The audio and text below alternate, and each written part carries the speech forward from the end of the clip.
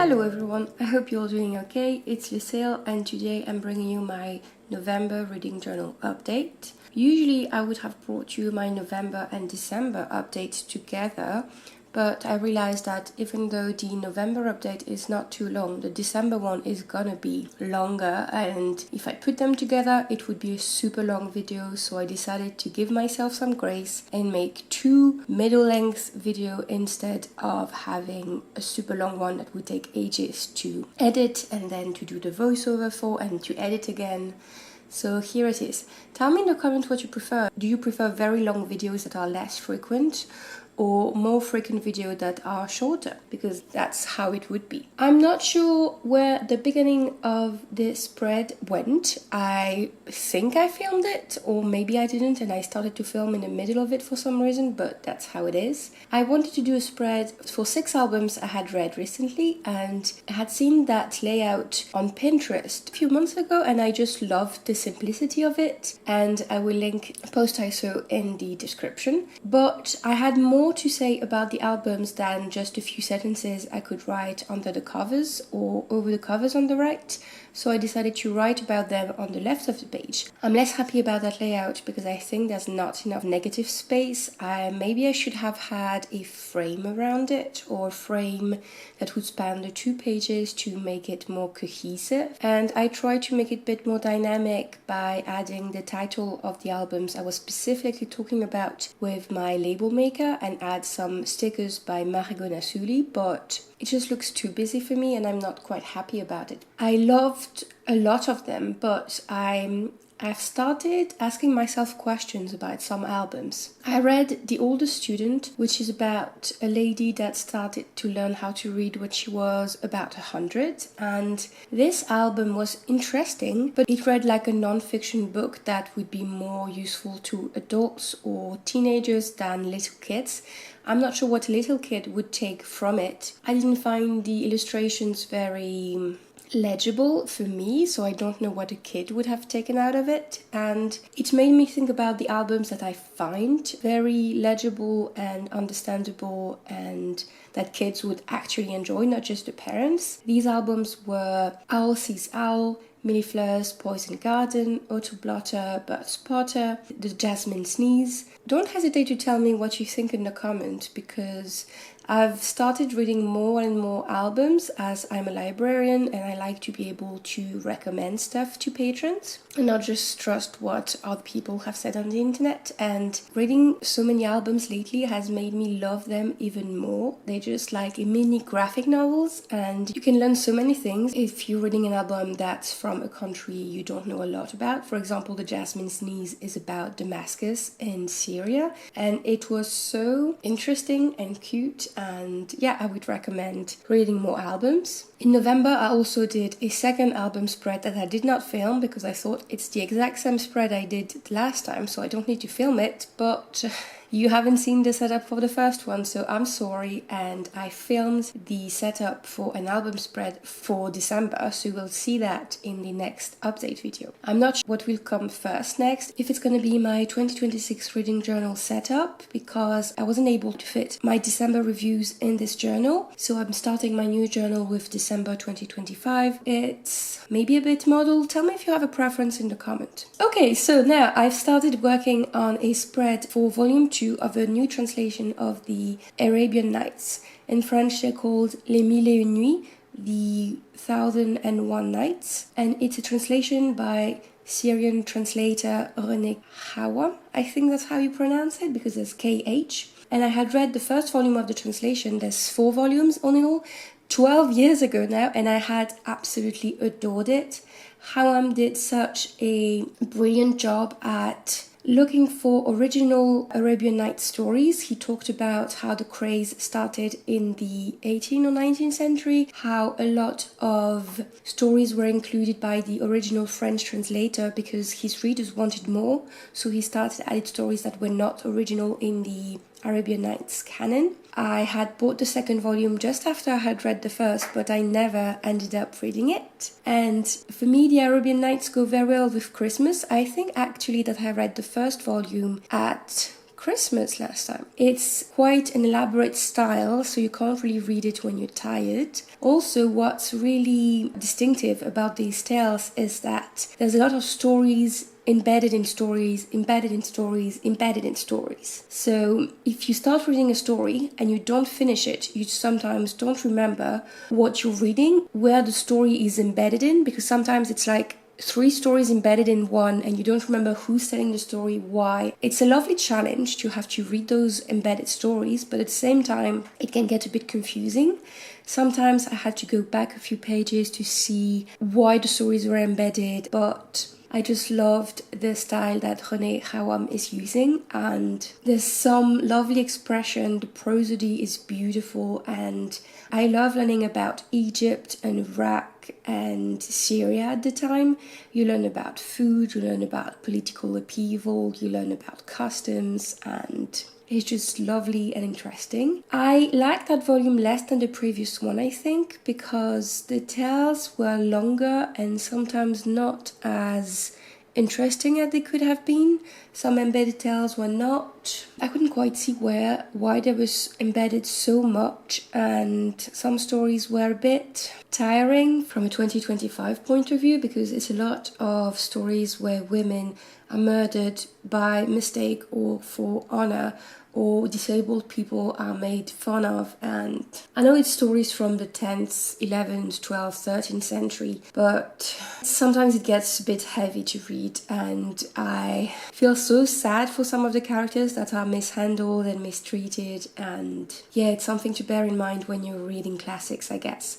But at the same time, I just listened to an audiobook by Agatha Christie written in 1936, I think, and women are also mistreated and murdered in this one. So, it's not just because it's the 10th century, but I'm not sure how the translations are in English or any other languages, but if you can read French, I would recommend those translations, especially now that they're available more widely. I think that when I started reading them, they had been out of print for a little bit, so I hope it's still the case and I can get volumes 3 and 4 when I visit France next. For the spread, I also started it off camera. I don't know what happened in November, but I had laid down this washi tape that's from Journal Say already, and I made sure to lay down the parts where Egypt was visible. I printed the title in a font that I will either include in the description or on screen. I decided to choose a deep blue color because I thought it would contrast really nicely with the washi tape, and I had printed a few pictures, illustrations from the 18th and 19th century to go with the page, and I also had printed a few other blue illustrations. I also added a few flower stickers that are also from Journal Say, because flowers are really important in the stories. I wish I had had flowers to represent the countries that are mentioned in the story. For example, I could have had jasmine for Syria and Damascus, but I did not. The last spread, and yes, I'm sorry, it's the last spread in this video I'm doing, is for Passing by Nella Larsen. She was a writer from the Harlem Renaissance from the 1920s, I want to say 1929, that Passing was published. It's a very short novel, a novella about how African American women would sometimes pass as white to avoid being refused entrance into theaters, into shops, to be able to be served in restaurants and cafes. Passing focuses on the relationship between Irene and Claire.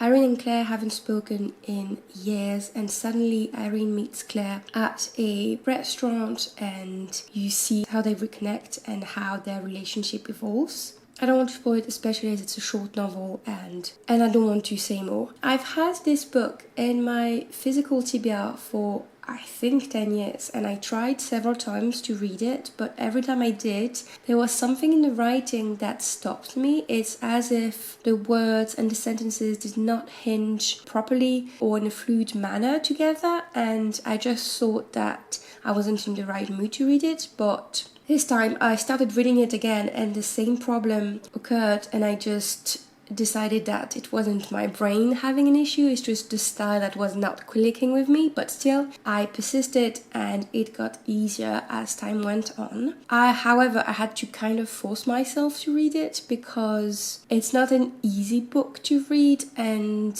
Claire is just infuriating and you feel sorry for Irene and you just see stuff coming that she doesn't, so it's a bit, yeah. And the end is quite abrupt. I don't really like, what's the word? Non-explicit ending. It's not that I don't like when you have questions, it's just I don't like when you don't know what's actually happened. Having questions is fine about the interpretation and why a character did something, but when you don't know if something actually happened, it's a bit unsettling for my brain. For the spread, I really wanted to have original pictures from the Harlem Renaissance, and even when you want original pictures, you have AI slob just sneaking in, and it's quite annoying. Even though I was able to recalibrate my Pinterest, so when I type something, I don't get a board full of AI garbage, and I will link that in the description if you're curious about it. I know one of the pictures must be from the 30s or 40s, the one with the people in it, but I just love the way they were dressed and it went so well with my spread that I just did it. And I added these pink flowers because I originally wanted to add this painting by Laura Wheeler Waring, who was a painter. The painting is called Girl in the Pink Dress, and I loved it, and I imagined that Irene or Claire would have looked like this.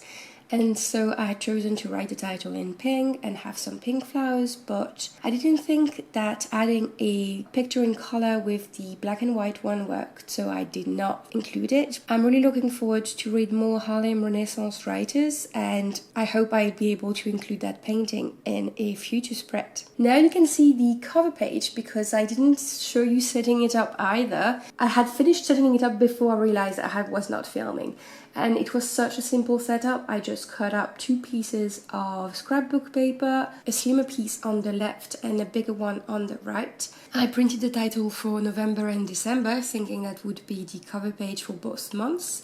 In the end, I only included November. I also printed a title for the left that was C'est l'hiver, it's winter, and I'm not sure why I decided that orange and green would be the correct colors for winter, but I think that at the time winter had really started here in the Pacific Northwest and I was not vibing with the minus 15 degrees and the constant snow, so I wanted something brighter. Now I'm in love with the snow, and that's good because we've had a lot of snow, and I was adding little snowflakes, green snowflakes, to make the page a little more interesting. In the end, I'm gonna be removing some of the snowflakes, and you'll see that in the flip through at the end of the video because I thought it was a bit too much. I didn't do a collage like I did for the previous 2 updates because I realized that I love very simple spreads. I love having my covers on the right and little statistics about them. I'm not saying that I won't ever do any collage anymore, but for now that's what I'm liking. I'm updating my ABC challenge spread, and I realized that I could add some covers that I had not before for some letters that were a bit more difficult, like N, P, U and Q, because I have read a few collection of short stories in the past and the individual authors would work for those letters. I'm gonna be honest, it feels a bit like cheating because I'm using one book for several prompts, but at the same time, if I had read those stories individually on my e-reader, for example, I would have counted them the same way, so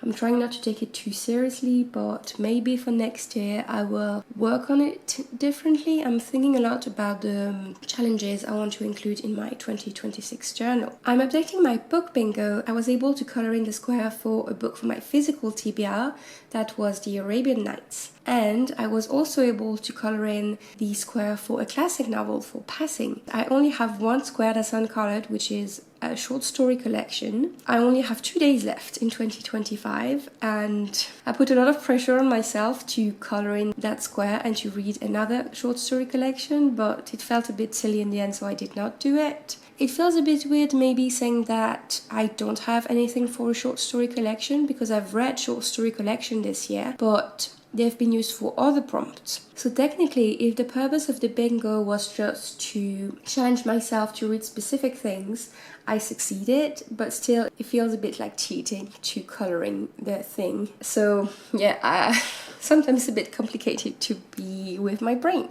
Now I'm finally updating my first sentence spread. I had stopped updating it because I had jumped a gun and wrote the first sentence of a book that I stopped reading, so it paralyzed me and I never added other sentences. But as I was getting near the end of that journal, I didn't want to leave it unfinished and have blank pages, so I just jumped on it and added all of the sentences I had not added before, and only added the first sentences of physical books and audiobooks. I did not add graphic novels or albums, otherwise I would have needed a lot of pages. But still, as I was thinking I would read more than I did this kind of cutout, so I wouldn't have to write down the title on a lot of pages and I could have 4 pages to finish my first sentences. But now I think some of it is going to stay blank, so I need to find something to do with it. If you saw the video where I set this up, I decided to have the first sentences in the same color palette with using different pens and different thicknesses so that it would look visually interesting but not overwhelming, and I think I enjoyed doing that. However, I'm not sure I'll do it next year because some first sentences are super long and others are super short, so you never know how much space you're gonna need, and it's fun to see a first sentence and to see what kind of stuff a writer chooses to write down to really take you in. But it kind of bugs me that there are such long sentences and such short ones next to each other. I'm not sure why, but that's how it is. And I think I'm just gonna research on Pinterest and see what kind of layouts people have done for their first sentence spread and see if I couldn't find any ideas over it. And I know some people don't write the full first sentence if it's a whole paragraph and just write the beginning of it, but it feels like cheating to me. So yeah, I just have to think on it, and I won't put pressure on myself of setting everything in my 2026 journal before being able to use it or showcase it, but this time around I would have liked to have a pretty journal all ready for me to go. Okay, here it is. I hope you enjoyed this shorter video, and tell me in the comments if you've read any of the books I've mentioned and if you have any ideas of books I could read. For example, if you know any Harlem Renaissance writers and if you enjoyed their books, that would be lovely. I'm gonna wish you happy holidays because for me it's before New Year's, but I know that the video is not gonna be up before that. I wanted to say I'll see you next year, but the video is gonna be published at the beginning of 2026, so I guess I'll just see you when I see you.